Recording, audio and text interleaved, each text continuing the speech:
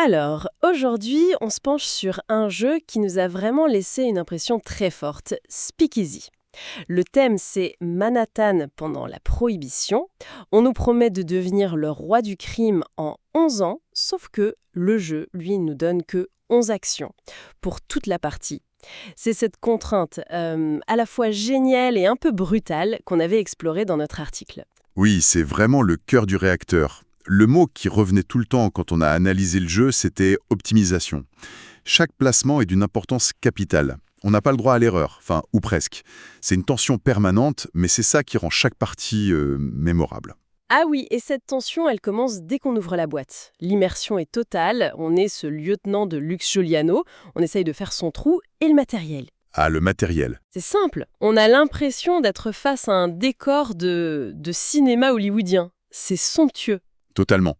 Mais bon, en écrivant notre retour, on a bien dû admettre qu'il y a un revers à la médaille. Il faut une table de banquet pour tout mettre, et la mise en place, elle n'est pas anodine. C'est presque trop, en fait. C'est vrai, le matériel est presque intimidant. Mais la véritable pression, elle vient de la mécanique. Ces fameux 11 capos à placer.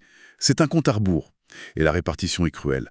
4 pour la première manche, puis 3, encore 3, et un seul pour la grande finale. Un seul. Chaque capot doit donc déclencher une cascade d'actions. On est constamment sur la corde raide. D'autant plus qu'on n'est pas seul sur le plateau. On est pris en étau en permanence. C'est ça qui rend le casse-tête si prenant, non? Exactement.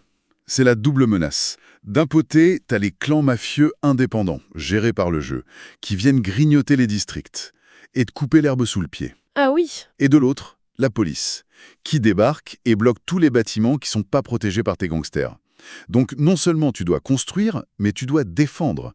Tout le temps. On se sent traqué, quoi. Ça me rappelle une partie complètement folle. Je me souviens, j'ai attaqué le dernier tour avec $0 en poche. 0.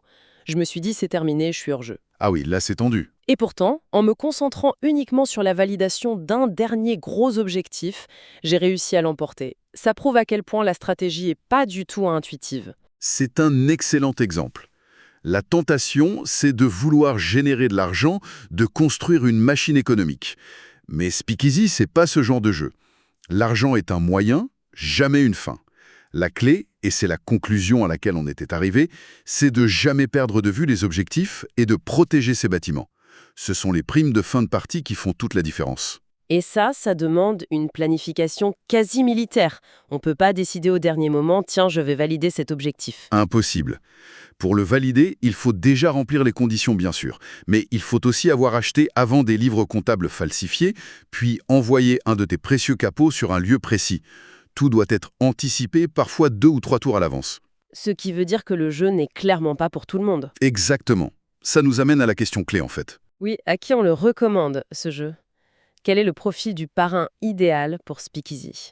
Alors, il s'adresse clairement aux stratèges, ceux qui aiment la planification sous haute tension, qui aiment voir un plan complexe se dérouler sans accroc, et qui n'ont pas peur de perdre plusieurs fois au début. Oui, la courbe d'apprentissage est réelle. Tout à fait.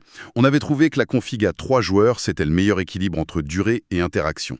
Par contre, si on cherche un jeu plus léger, un jeu apéritif pour se détendre, là, il faut passer son chemin. C'est très punitif. Au final, je crois que la dernière phrase de notre article, elle résumait parfaitement notre sentiment. Speakeasy, c'est le genre de jeu où l'on perd en souriant, où l'on gagne en jubilant et où l'on range en soupirant. C'est exactement ça. Mais on y revient toujours. C'est un jeu exigeant, mais qui récompense l'audace. Pour nous, c'est une réussite totale. Et cette contrainte, au fond, c'est 11 coups pour bâtir un empire. Ça soulève une question qui va au-delà du jeu. Dans un monde où nos ressources, que ce soit le temps, l'argent, les opportunités, sont limitées, qu'est-ce qui l'emporte? Une planification méticuleuse et rigide ou la capacité à s'adapter, à saisir une opportunité de dernière minute? Speakeasy a choisi son camp. Et dans nos vies,